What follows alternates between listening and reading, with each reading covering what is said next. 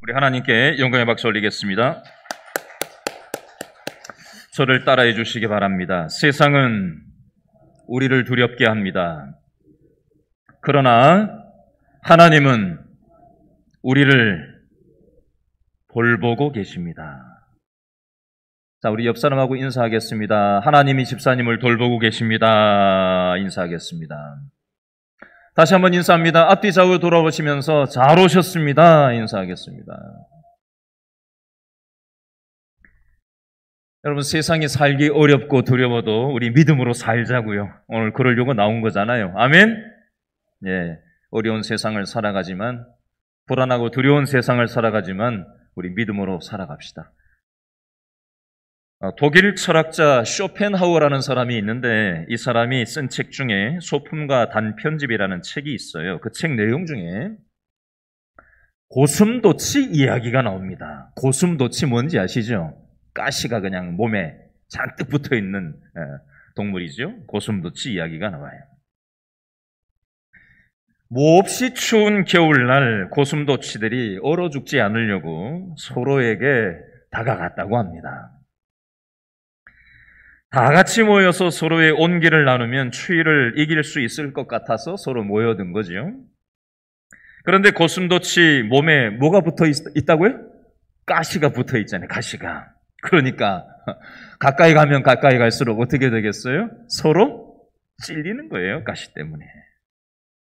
온기를 나누려고 고슴도치들이 서로에게 가까이 다가갔는데 가까이 다가가면 다가갈수록 가시 때문에 서로 찔리고 아프고 피까지 나게 된 거예요. 그러니까 고슴도치들이 깜짝 놀라서 또 떨어졌겠죠. 추웠지만 아프고 피 흘리는 것보다 나으니까 붙었다가 이게 떨어진 거였어요. 근데 조금 있다가 보니까 또 너무 추운 거예요. 그래서 가시가 없는, 고슴도치도 가시가 없는 부위가 있거든요. 머리하고 또 배 쪽에는 또 가시가 안 붙어 있어요. 그래서 그쪽 부분으로 온기를 나누면 되겠지 하고 조심스럽게 머리하고 배 부분을 서로 갖다 대고 이렇게 어떻게 해보려고 하는데 이게 또 가시가 또 찔리는 거예요. 너무 고통스러웠어요. 그래서 또 떨어졌어요. 고슴도치들은 겨울 내내 이런 식으로 모였다. 추우니까 모였다가 찔리니까 또 아프니까 헤어졌다가 또 떨어져 있다가 추우니까 또 모였다가 아프니까 또 떨어졌다가 겨울 내내 이렇게 했다고 합니다. 이러지도 저러지도 못하는 이런 상황을 고슴도치의 딜레마다 뭐 이런 표현이 있습니다. 가까이 하면 힘들고 멀리 하면 외로운 것이 고슴도치만 그럴까요? 사람들의 인간관계도 이것과 이치가 똑같습니다. 사람과의 인간관계를 가까이 하면 사람들끼리 상처를 주잖아요. 그래서 인간관계를 할 때 아프지 않습니까? 그래서 상처를 받고 또 멀리 하면은 사람하고 인간관계를 안 맺고 살아가면은 속은 편한데 또 외로워서 힘들어요. 고슴도치만 가시가 있는 게 아니잖아요. 모든 사람은 가시가 하나쯤은 다 있어요. 어떤 사람은 가시가 엄청 많이 붙어 있어서 다가가기가 굉장히 힘든 사람이 있어요. 괜히 말 잘못 붙였다가 찔릴까봐, 한 소리 들을까봐 말도 못 붙일 것 같은 그런 사람들이 있죠? 질문을 할게요. 여러분들한테는 가시가 몇 개나 붙어 있습니까? 한번 보세요. 몇 개가 붙어 있어요. 여러분 몸에 몇 개의 가시가 붙어 있나? 나는 다른 사람들이 말 붙이기 편한 사람인가? 아니면 얼씬도 못할 그런 사람인가? 혹시 나한테 붙어 있는 가시 때문에 내 옆에 있는 가족들이,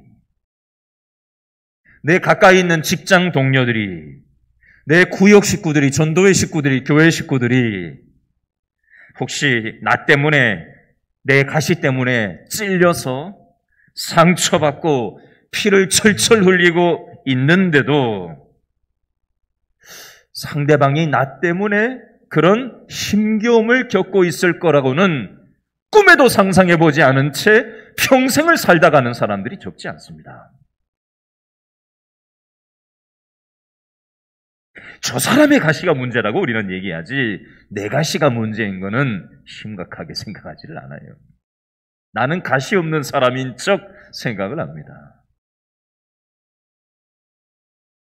정신분석학자인 프로이드라는 사람이 집단심리학과 자아의 분석이라는 책에서 이런 말을 했어요.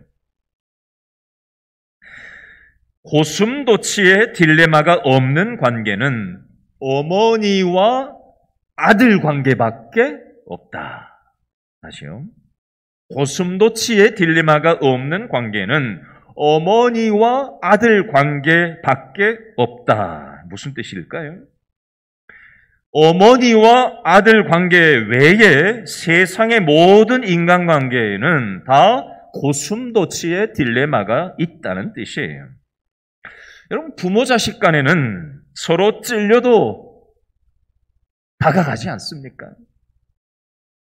자식의 가시가 아무리 부모를 찔러대고 찔러대도 부모는 어떻게 해요?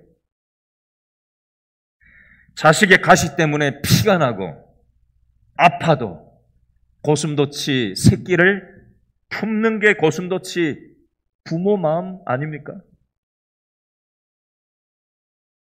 오늘 성경 본문에는 요셉 고슴도치, 요셉의 형제들 고슴도치, 요셉의 아버지 야곱 고슴도치가 나옵니다. 성경에 고슴도치라는 말은 없어요.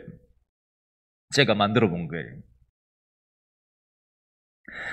그런데 요셉의 아버지 야곱 고슴도치가 죽고 나서 요셉 고슴도치와 요셉의 형제 고슴도치들이 모여서 아버지 고슴도치의 장례식을 마쳤어요. 제가 목사이기 때문에 장례식을 참 많이 다니잖아요. 어떤 장례식을 가면요, 참 분위기가 좋은 장례식장이 있는데요. 한 번은 저한테 연락이 왔어요. 목사님, 오지 마세요. 오시지 마세요. 왜 그러세요? 형제들이 안 보고 살다가 장례식에 오기는 왔는데 이 뭐가 풀리지 않는 무언가 때문에 이 분위기가 목사님 오실 분위기가 아니라는 거예요.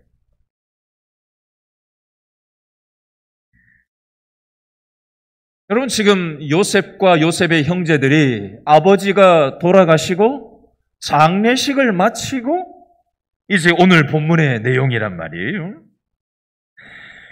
요셉의 형제들이 말하는 내용이 장례식 마치고 아버지 장례식을 치르고 난 다음에 요셉의 형제들이 이제 자기들끼리 이제 하는 얘기가 창세기 50장 15절 말씀에 나오는데요. 자, 50장 15절 다 같이 한번 더 읽어볼까요? 시작. 누가? 요셉의 형제들이 뭐라고 얘기하죠? 그들의 아버지가 죽었음을 보고 말하되, 누가? 요셉이 혹시 우리를 어떻게 해서 미워하여 우리가 그에게 행한 모든 무엇을 악을 다 어떻게 갚지나 아니할까 하고.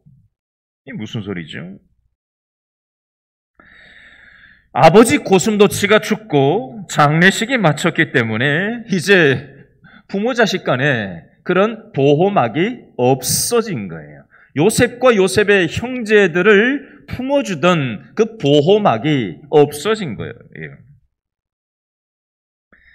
요셉 고슴도치가 우리를 그 가시로 찌르면 어떻게 하지? 라고 요셉의 형제들이 두려워하면서 모여서 지금 얘기를 하고 있는 거예요. 배경을 말씀드리면요, 오늘은 창세기 50장 끝장인데 요셉 이야기는 창세기 37장으로부터 시작합니다. 창세기 37장 오늘 본문에는 요셉이 110세로 지금 죽는 장면이 나오는데요. 요셉 나이 17세 때 93년 전이죠. 오늘 요셉의 장례가 있기 93년 전 얘기예요. 요셉 나이 17살 때 창세기 37장에 보니까 어떤 일들이 있었어요? 요셉의 형제들 고슴도치들이 요셉을 어떻게 했지요? 구덩이에 쳐놓고 어떻게 했어요? 죽이려고 하다가 이집트의 무역 상인들한테 돈을 받고 팔아 국제 인신 매매를 했어요. 요즘도 루마니아에서 동유럽에서 우크라이나 인근에 있는 동유럽 국가들이 이제 서유럽 쪽에 있는 나라들에 비해서 굉장히 수입이 적잖아요. GDP가 적잖아요. 그러니까 여성들 인신매매들이 많이 일어나고 있다라는 그런 뉴스를 지난주에 봤던 적이 있는데요. 옛날 오늘 성경의 시대에 요셉의 형제들만 요셉을 돈 받고 인신매매한 게 아니라 요즘도 우리가 살아가는 이 시대에도 전 세계적으로 인신매매가 우리가 몰라서 그렇죠. 엄청나게 많이 일어나고 있는 게 오늘날의 세계 현실입니다. 우리는 모르고 살아갈 뿐이에요. 여러분 입장 바꿔놓고 생각해 보세요. 내 형제들이 나를 돈 받고 인신매매를 해서 다른 나라로 노예로 팔려가서 내가 죽을 고생을 하면서 살았다고 생각해 보세요. 얼마나 환장을 노르시겠냐고. 원한, 복수심, 미움, 분노, 원망, 잠이 왔겠어요?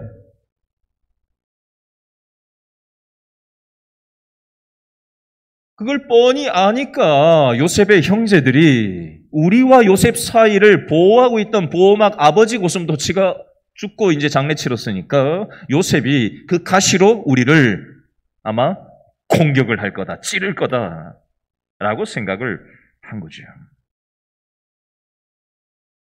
더군다나 요셉은 이집트 대제국의 국무총리 절대 권력자였단 말이죠. 그래서 마음만 먹으면 얼마든지 힘을 쓸 수 있는 위치였어요. 그래서 요셉의 형들이 어떻게 사람을 보내서 말을 하지요? 오늘 창세기 50장 16절, 17절 말씀 다시 한 번 더 읽어봅니다. 16, 17절 시작. 요셉에게 말을 전하여 이르되 뭐라고 전했어요?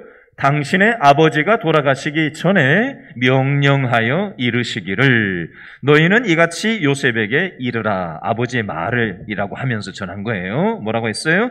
내 형들이 내게 악을 행하였을지라도 이제 바라건대 그들의 허물과 죄를 용서하라 라고 아버지가 유언을 남겼다라고 하면서 사람을 보내가지고 요셉의 형제들이 요셉한테 거짓말을 하고 있는 장면이 나옵니다. 여러분, 이 형제들하고 아버지가 친했겠어요? 아버지하고 요셉이 더 친했겠어요? 요셉하고 훨씬 친했거든요. 요셉한테 하지도 않은 얘기를 형제들한테 이렇게 했겠어요? 거짓말이라는 거예요. 두려우니까 요셉이 자기들을 어떻게 그냥 가시로 찔러서 어떻게 해야 할까봐 자기들이 한 짓이 있기 때문에 그게 겁이 나고 두려우니까 거짓말을 만들어가지고 요셉 귀에 들어가게 하고 있는 겁니다. 두려우면 거짓말을 만들어내게 돼 있어요. 정치판에도 그렇고요. 러시아 푸틴도 그렇고요. 러시아 푸틴 대통령이 아주 그냥 보면 위퉁 벗어제키고 그냥 상남자 스타일이잖아요. 그렇죠? 우크라이나 전쟁을 일으키면은 며칠 안에 우크라이나를 소나기에 넣을 거로 예측을 하고 전쟁을 시작했는데, 이게 생각 밖의 일이 벌어지고 전쟁이 장기화가 되고 전 세계적으로 경제 제재가 이렇게 저렇게 들어오다 보니까 러시아 푸틴이 지금 두려운 거예요.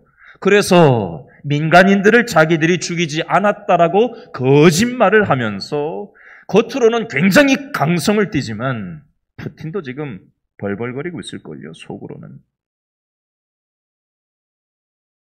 두려우면 거짓말을 하게 돼 있습니다.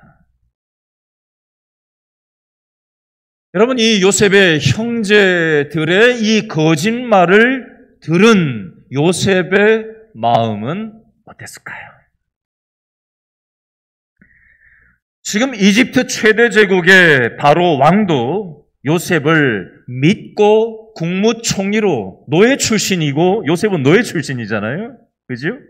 그리고 감옥에 수감되어 있던 죄수였단 말이에요. 그 사람을 스카우트해서 이집트의 국무총리로 애굽왕 바로가 세웠단 말이에요. 믿었으니까 그렇게 맡기지요. 남의 나라 이집트 왕 바로도 요셉을 이렇게 신뢰하고 국무총리로까지 신뢰하고 맡기는 이런 형편인데, 엄마는 배는 다르지만 한 아버지 밑에 태어난 이 요셉의 형제들은 요셉을 믿지 않았어요. 이미 요셉은 나는 당신들을 용서했다라고 얘기했음에도 불구하고, 그리고 17년이나 이집트 고센 땅에서 함께 17년 동안 살아왔음에도 불구하고 형제들은 요셉이 우리를 가시로 찌르지는 않을까? 언젠가 우리를 보복하지 않을까? 과거에 매여서 자신이 한 짓에 눌려서 그러고 살아왔던 거였어요. 여러분, 이집트 바로 왕도 요셉을 아무리 믿고 국무총리로 믿고 맡겼다고는 하지만 자기 형제들한테 신뢰를 받지 못하는, 자신의 진심을 신뢰받지 못하는 요셉의 심정은 어땠을까요? 세상은 몰라줘도 내 배우자는 내 마음을 알아줘야 되지 않아요? 그죠? 세상은 몰라줘도 내 새끼들은 내 진심을 알아줘야 되는 거 아니에요? 세상은 몰라줘도 내 형제들은 내 마음을 알아줘야 되는 거 아니에요? 근데 세상 이집트 바로 왕은 요셉의 마음을 알아주는데 요셉의 형제들은 요셉의 진심을 몰라줬을 때 요셉의 마음이 얼마나 외로웠을까요?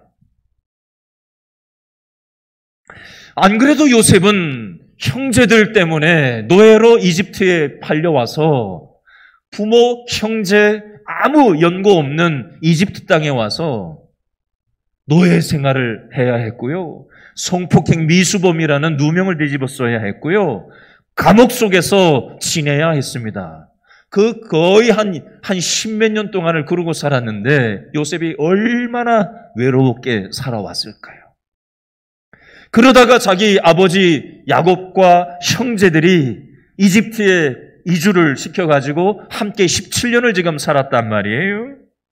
근데 이 형제들이 몸은 같이 와서 살고 있는데 아버지 장례치고 나니까 형제들이 자신을 마음을 여전히 몰라주고 있다는 걸 요셉이 깨달은 거예요. 거짓말하는 모습을 보면서. 여러분, 우리 살다 보면 배우자가 있어도 참 외롭구나. 이건 느껴보신 적이 있으세요? 자식이 있어도 참 자식들이 내 마음 몰라주고 외롭구나. 이렇게 형제들이 있는데 형제들이 참 어떻게 이렇게 내 마음을 몰라주나. 참 외롭다. 구역 식구가 있고 전도회 식구가 있고 오랫동안 길신교회를 다녔는데 참 내 마음을 이렇게 알아주는 사람이 없구나. 알아줘도 한계가 있구나. 우리는 그때 뭘 느껴요? 외로움을 느껴요. 이 공허감을, 이 외로움을 뭘로 메꿀 수 있을까요? 여러분, 배우자도요, 나의 공허감을 100% 채워줄 수 없어요. 착각하지 마세요. 자식도요, 형제도요, 교회 식구들도요, 부족해요. 100% 나의 공허감을 채워줄 수는 없어요. 파스칼의 팡세라는 책에 보면요, 하나님만이 우리 인생의 공허감을 채워줄 수 있는 그 절대 영역이 사람으로는 채울 수 없는 하나님만 채워줄 수 있는 그 절대 공간이 우리 영혼 속에 있다라는 표현이 나와요. 그러니까요, 사람 때문에 혹시 실망이 되거들랑 어떻게 하면 되는 거예요? 사람으로 채워질 수 없는 절대 공간이 있다고 했지. 하나님만 채울 수 있는 내 영혼에 절대 공간이 있다고 했지. 그러면 어떻게 하면 되는 거예요? 하나님께로 우리는 나아가면 되는 거예요. 오늘 그래서 우리 이 시간 나온 거 아니에요? 그죠? 코로나가 지금 최절정을 달리고 있는 이 시점에 뭐하러 이 자리에 두려운데 이 자리에 나와 앉아 있어요? 그 믿음이 있기 때문에 우리는 이 자리에 나와 있는 거 아닙니까? 아멘?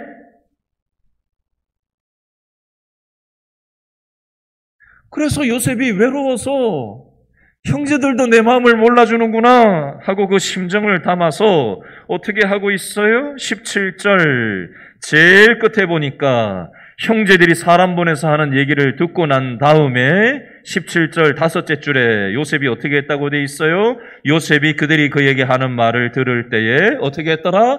울었더라. 속상해서 외로워서. 요셉은 인간적인 외로움, 형제들도 가까운 사람들도 내 마음을 몰라주는구나. 울고 그냥 절망하고 마침표를 찍어버렸을까요? 아니요. 그렇게 하지 않았어요. 요셉은요, 산전수전 공중전 다 겪은 사람이에요. 여러분 노예 생활 해보셨어요? 노예 생활 해보셨어요? 마음의 노예로 살아가나요? 아무도 자기를 가두지 않았는데 혼자 마음의 감옥에서 사는 사람들도 있어요. 스스로. 물리적인 감옥만 감옥이 아니에요.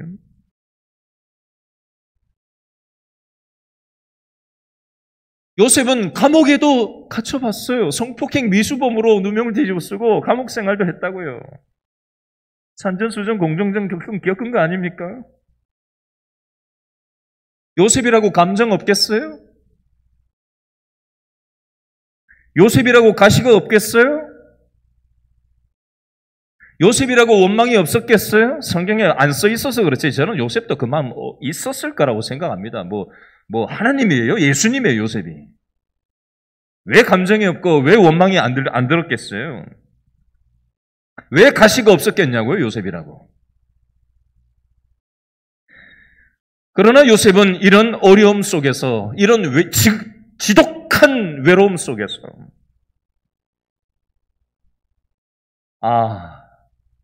사람이 해결해 줄 수 있는 게 한계가 있구나.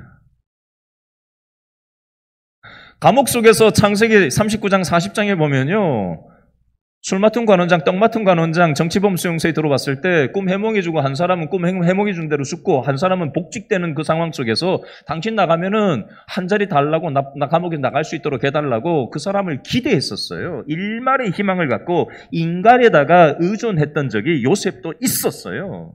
나를 기억해달라고. 근데 만 2년이라는 시간 동안 요셉을 완전히 새까맣게 잊어버리는 시간이 나옵니다.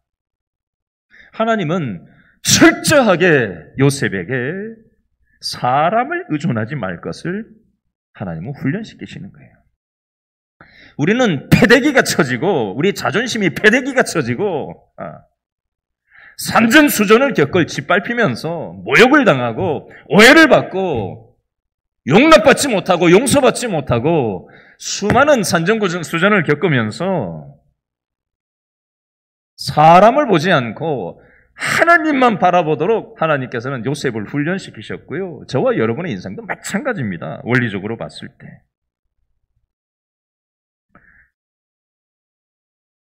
그래서 요셉은 어떻게 했느냐?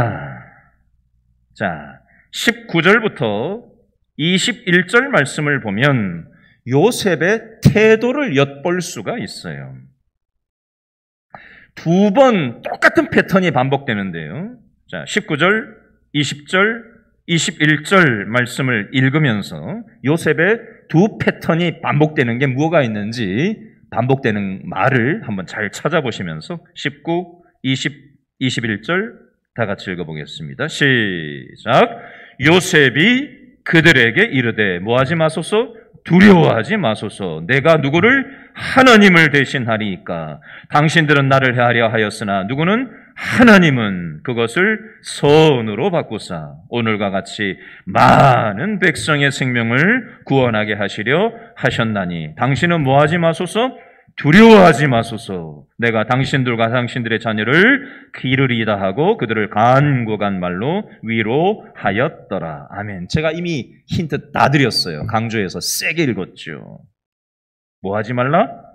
두려워하지 마소서. 밑줄 19절에 21절에도 보니까 두려워하지 마소서 두 번 반복하고 있어요.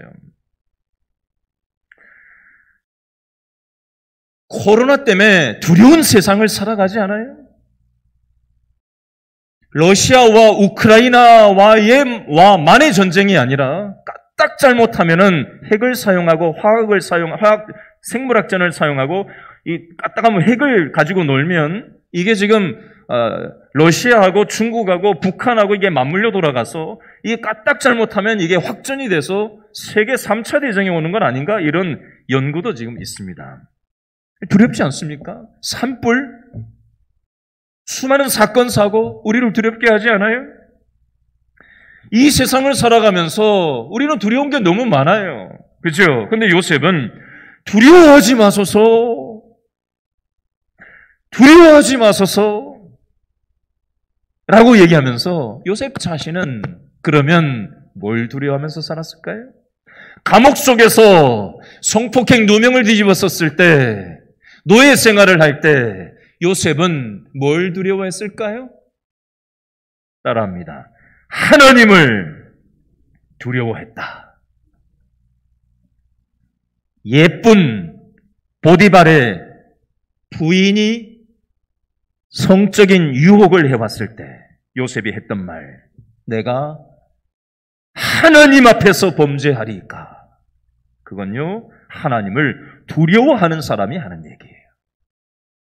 눈에 뵈지 않는 하나님이지만 하나님을 두려워해야 내 생각과 내 태도와 내 말과 내 행동이 따라가게 되어 있습니다. 요셉은 하나님을 두려워하는 사람이었고, 그래서 지금 두려워하는 자신의 형제들을 향해서 19절 말씀에 내가 누구를 대신하리이까? 하나님을 대신하리이까? 20절 당신들은 나를 해하려고 가시로 찔렀지만 하나님은 그것을 선으로 바꾸셨습니다. 이게 바로 하나님의 섭니다 라고 형제들한테 믿음의 고백을 하고 있습니다. 쉽게 예를 들어 볼게요.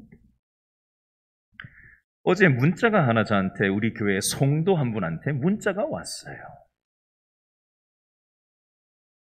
현재 코로나에 확진 판정을 받고 자가 격리 중인 우리 교회 성도님이에요.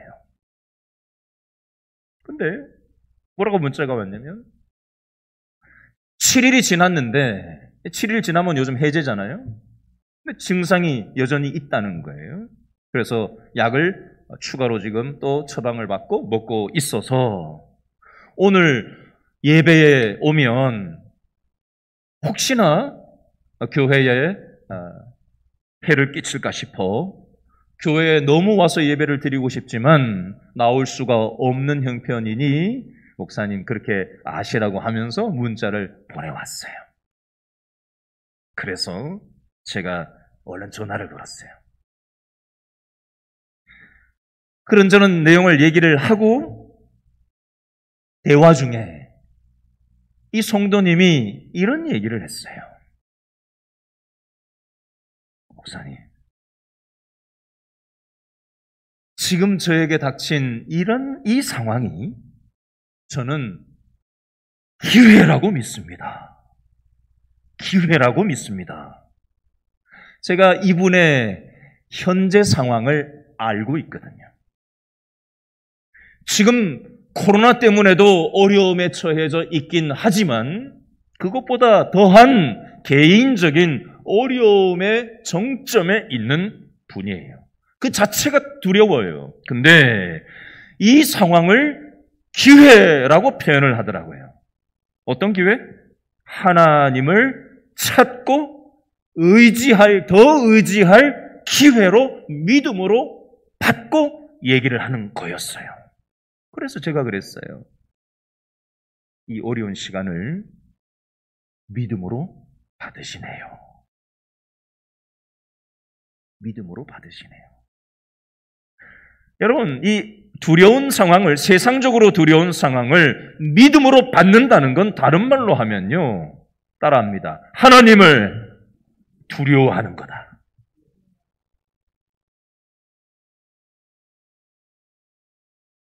어제 토요일 날 10시에 교회 청소를 하려고 우리 성도분들이 1층에 열 몇 명이 모였었어요.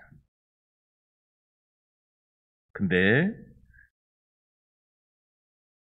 기도를 하려고 제가 이렇게 한 바퀴 삥 이렇게 돌아보는데 눈에 띄는 분이 한 분 계셨어요. 다리에 기부스를 하셨어요.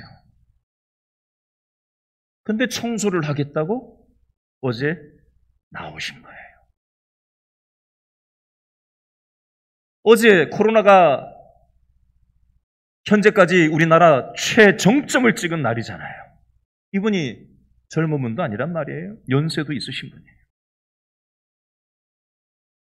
기부스까지 하셨어요.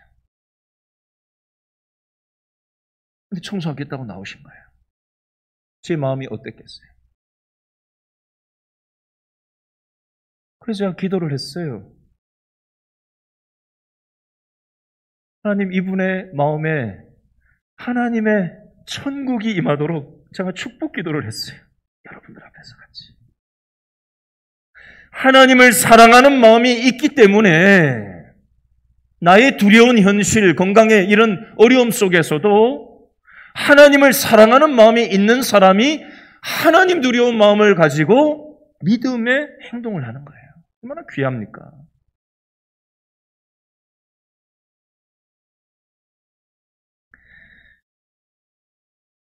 저는 우리 길신교의 모든 성도들이 세상을 두려워하는 마음보다 하나님을 더 두려워하면서 살아갈 수 있기를 바라요. 그게 복입니다. 이게 열려야 이게 복이에요. 돈 많이 번다고 복이 아니에요. 그건 세상 사람들의 복이죠. 신앙의 복은 그런 거 아니에요. 자식 출세한다고 복? 그런 게 복이 아니에요. 자, 요셉이 하는 얘기를 우리 다시 한번 다른 측면에서 생각을 해보려고 하는데요. 24절, 25절에 보면 또 다른 반복되는 패턴이 나와요. 24절, 25절 요셉의 말을 한 번 더 읽어보시면서 요셉이 뭘 두 번 반복 강조하는지 24절, 25절을 한 번 더 읽어보겠습니다. 시작. 누가 요셉이 누구에게? 그의 형제들에게 이르되 나는 어떻게 될 거다? 죽을 것이나 누가? 하나님이 당신들을 어떻게 하신다? 돌보시고 당신들을 이 땅에서 인도하여 내사 아브라함과 이삭과 야곱에게 맹세하신 땅에 이르게 하시리라 하고 25절 누가?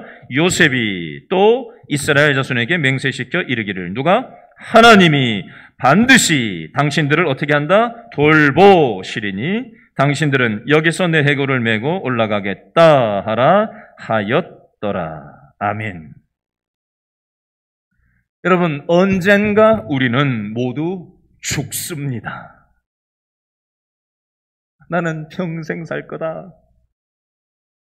나는 100년 뒤에도 살아있고 200년 뒤에도 이 땅에 살아남을 거다. 손 들어보세요. 난 자신 있다. 100년 뒤 2122년에 우리가 살아있는 사람이 여기 있을까요? 2122년 앞으로 100년 뒤 오늘 뉴스를 보니까 우크라이나에서 폭탄에 맞고 총에 맞은 사람들이 시신 처리를 일반 장례를 치를 수가 없게끔 러시아군이 못 가게 막아서 쓰레기 봉지 큰 거 그런 데다가 그냥 둘둘 말아가지고 그냥 쭉 땅을 파놓고 양쪽을 들어가지고 이렇게 조심해서 시신을 내려놓는 것 아니고 물건을 굴러서 떨어뜨리듯이 그렇게 굴러 떨어뜨려가지고 그렇게 처리를 해서 다 묻어버리더라고요.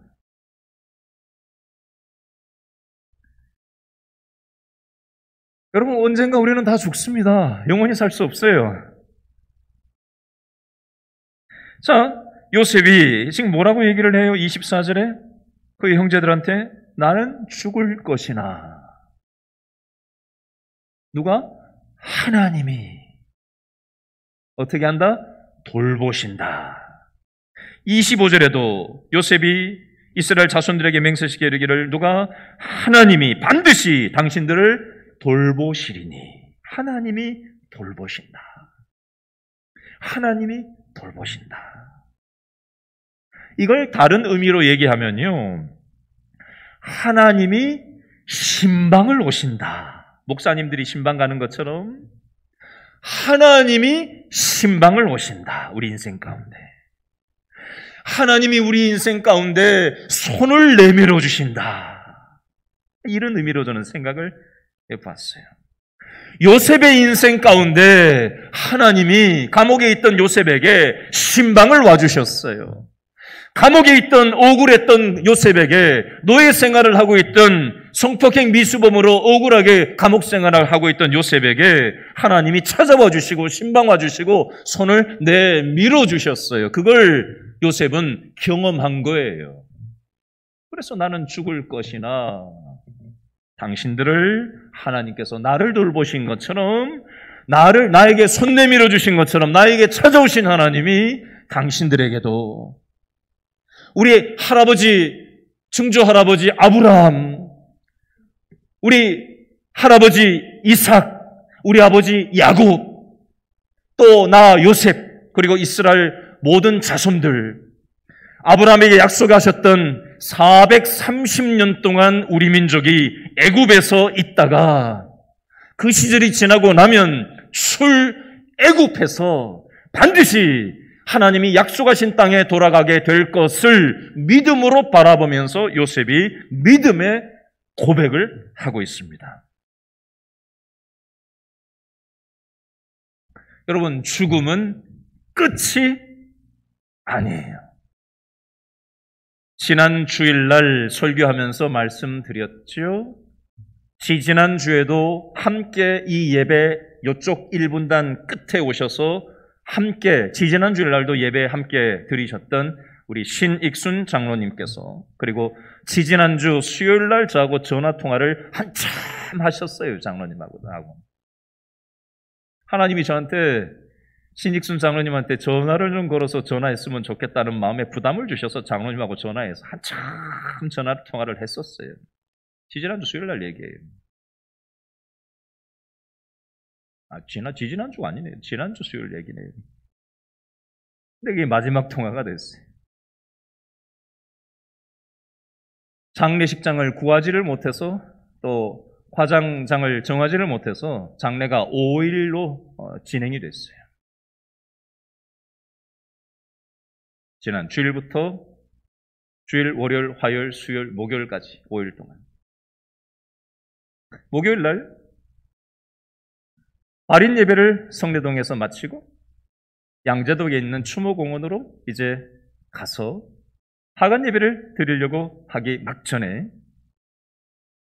모신 우리 장로님의 몸을 모신 관에다가 이제 마지막 인사를 하라고 그 양재동 추모공원 직원이 얘기를 하고는 이제 불구덩이 속으로 이제 들어가기 막전이었어요.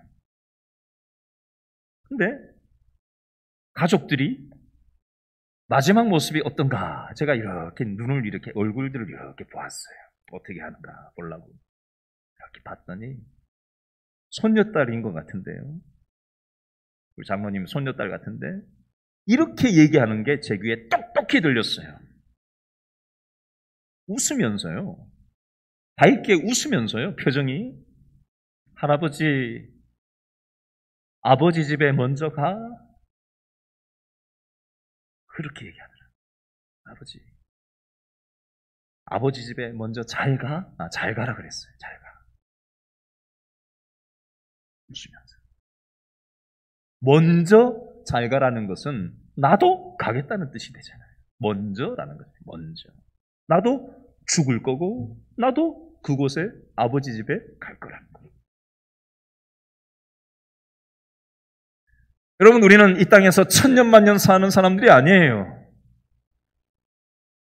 오만 떨면서 살지 말고 하나님을 인정하고 두렵고 외로운 세상을 살아가지만 하나님께서 우리를 돌보셨고 돌보고 계시고 영원한 날 동안 우리 인생을 돌보실 줄로 믿고 하나님을 의존하며 살아가는 저와 여러분 될 수 있기를 바랍니다. 아멘. 기도하겠습니다.